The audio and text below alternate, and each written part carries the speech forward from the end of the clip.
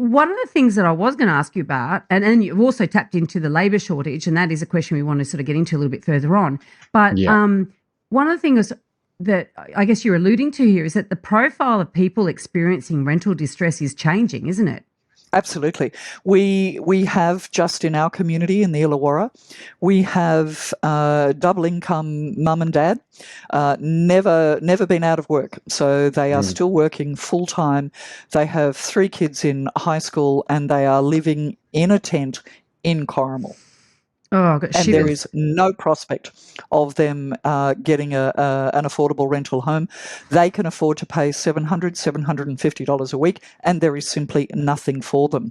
This is the new face of homelessness. Yeah. We have Yeah. acknowledged for quite some time the older women's face of homelessness Yeah. as being the fastest growing cohort of people in really acute housing crisis.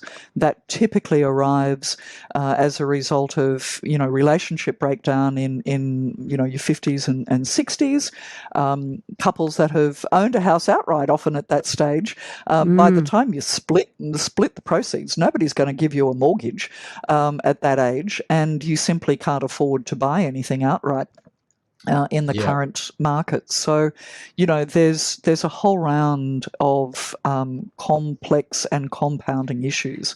And, we are still calling on governments at all levels to take it seriously and to start to pay attention to renters and not just homeowners. It really feels like a perfect storm, though, doesn't it, for you at the moment? You've got there's nothing really that's coming in, a positive, there's always reasons to be positive, but there's nothing really you can think that is going to solve this problem in the short term. And, I imagine you're already seeing some investors that are feeling a bit of stress with their own finances, right? And so maybe they had a property with you, but then they're going, look, my mortgage is going up. My interest rate on my mortgage for my investment property is going to go up.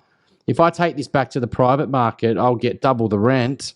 I've got to look after myself. And I think you're probably finding that challenge as well, where interest rates are causing households to be more stressed. So they're less willing to help other people, I guess. Is that what are you starting to see that as well? Yes and no. I think we need to be really careful about challenging the paradigm that interest rate rises for investors are making a huge difference right now. Typically, lots of people, when they get around to having, a second property as an investment property, the majority of them are holiday houses. They're people that have already paid off their primary mortgage, and we have to be careful. I've not seen data on it, but anecdotally, that's the sort of pattern that I'm seeing.